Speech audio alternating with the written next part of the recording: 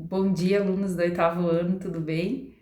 Então, eu estou aqui adentrando a aula de português de vocês, da Prof. Marcela. Ela me convidou para conversar um pouquinho com vocês sobre alguns conceitos que o livro que vocês estão trabalhando, O Aprendiz de Inventor, traz para a gente pensar. Então, são conceitos como desejo, perdas, falta, esperança, que mais? Vontade. E eu acho que tudo isso assim tem muito a ver com a minha área da psicologia, por isso que imagino que ela tenha pensado em mim para conversar com vocês. A ideia é dar um pouquinho do meu olhar, emprestar um pouco o que a gente pensa sobre esses assuntos que esse livro trouxe, eu acho que de uma forma muito feliz, assim. Eu acho que é muito legal ver vocês já nessa idade pensando sobre essas questões de que todas têm a ver, na verdade, com autoconhecimento, com crescimento pessoal. O livro traz toda uma metáfora, ele tem todo um cenário, né, do mundo de lá, mas, assim, eu acho que ele traz várias reflexões que são muito legais a gente fazer, especialmente nesse momento que a gente está lidando com muitas perdas, né, esse momento tão especial, tão diferente das nossas vidas, em que a perda está o tempo inteiro presente. Porque muita coisa mudou, porque muita coisa está ressignificada, está necessitando de ajustes, de mudanças. Então, é muito importante que a gente pense sobre as perdas, como a gente lida com elas e o que as perdas, afinal, têm a ver com os desejos. A primeira coisa que me chamou muita atenção no livro foi que ele traz, em primeiro lugar, o personagem a curiosidade em saber, né? Então, a vontade que ele tinha de entender o significado dos sons é que levou ele a tantos outros conhecimentos e a tantas outras descobertas. Então, a gente podia dizer que o primeiro desejo aí que tem é o desejo de saber. E a gente sabe que você desejando, você movimenta o mundo. Eu acho que é um pouco esse o recado que o livro traz.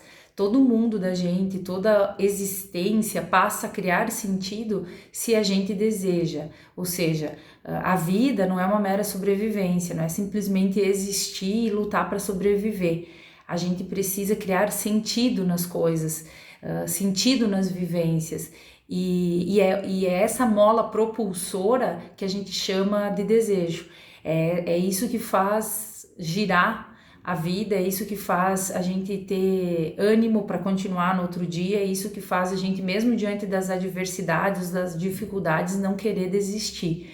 Ele também traz a ideia da esperança como quem antecede o desejo, ou seja, a gente pode ter um desejo muito grande, mas se a gente não tiver esperança, que eu chamaria aqui de expectativa, a gente não se movimenta, porque você reconhece um desejo e a partir disso, para você conseguir mobilizar, para você conseguir fazer alguma coisa, você precisa ter esperança, você precisa ter a expectativa, que é uma projeção, é uma ideia de que aquilo pode acontecer, de que aquilo pode te gerar prazer, de que aquilo pode te trazer momentos de felicidade.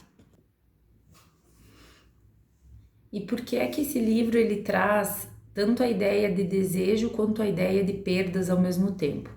Ele é muito feliz na forma com que ele coloca isso, justamente porque o desejo é aquela vontade que nasce da falta. Então a gente precisa reconhecer na gente uma falta para conseguir identificar um desejo. E não adianta pensar que isso é uma coisa fácil, que é uma coisa simples, não é. É algo que a gente vai construindo ao longo da vida, que se modifica ao longo da vida, né? Que nasce a partir de perdas, de faltas. Então, por isso que ele fala muito bem que a partir das perdas, apesar de elas serem doloridas, a gente aprende novos caminhos, a gente cria novas possibilidades. É exatamente disso que ele está falando. Ele está contando para a gente, de uma forma mais lúdica, através da narrativa da história, que o desejo nasce da falta. E que essa falta, normalmente, ela é reconhecida através das perdas. Então, perdendo, passando de fase, modificando, sofrendo pequenos lutos, que é o que a gente diz quando a gente perde, seja uma pessoa, seja alguma coisa, seja um momento da vida que passou e já não volta mais. Então, tudo que tem a ver com o que já ficou para trás, que nesse caso aqui na história ele traz o mundo de lá, né? E ele traz através das coisas essa ideia, tudo isso que a gente precisa assimilar, que a gente precisa compreender, que ficou perdido, que desapareceu, que já não é mais, faz com que a gente reconheça uma falta, muitas vezes de uma forma até dolorosa, mas reconhecendo a falta, a gente também junto com isso reconhece um desejo, ou seja, compreender perdas, aceitá-las é o base, a matéria-prima que a gente precisa para identificar desejos. Então, às vezes, a gente quer ter tudo à mão, quer ter tudo pronto, a gente cria um ideal de que felicidade é aquela perfeição, onde você tem de tudo, né? Você tem a quantidade de afeto que você quer, você tem todos os teus objetos de consumo, você tem toda a disponibilidade de liberdade do mundo, você tem, sei lá, você tem beleza, você tem amigos, você tem família, tudo é perfeito. E na verdade não é assim que funciona. Quando a gente tem tudo, a gente não sente falta de nada. E se a gente não sente falta de nada, a gente perde o ânimo de viver, a gente perde o ânimo de seguir buscando. Então a perda, a falta, ela é necessária, ela é urgente para que a gente sinta o que nos faz desejar, o que nos faz nos mobilizar diante da vida. No caso desse personagem, deu para ver claramente que o grande desejo dele era saber, era essa curiosidade em saber, né? Em conhecer, em entender. E com toda certeza isso vem ao encontro do desejo e faz a gente reconhecer que a vida é sempre essa busca por aquilo que nos faz falta. Então, assim, não tenham medo de se sentir, às vezes, decepcionado com alguma situação, com alguma pessoa. Não tenham medo, às vezes, de se sentir perdido, porque ele também coloca isso, que se sentir perdido é uma forma de encontrar.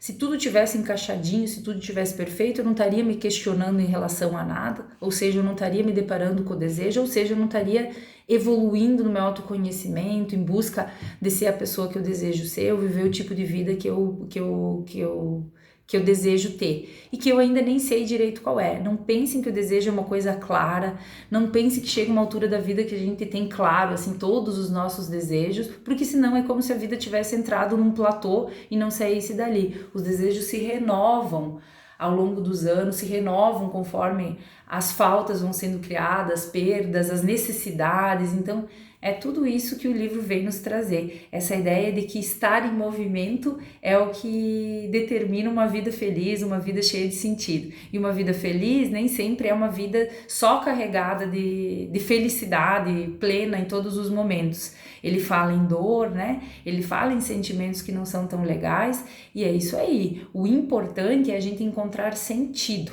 Eu acho que muito mais do que a busca daquela felicidade plena, claro que a gente quer ter momentos de felicidade, mas muito mais do que criar um ideal, uma expectativa de que a vida tem que ser feliz o tempo inteiro, eu acho que a gente está se mobilizando a encontrar sentido nas coisas, como esse personagem faz tão bem.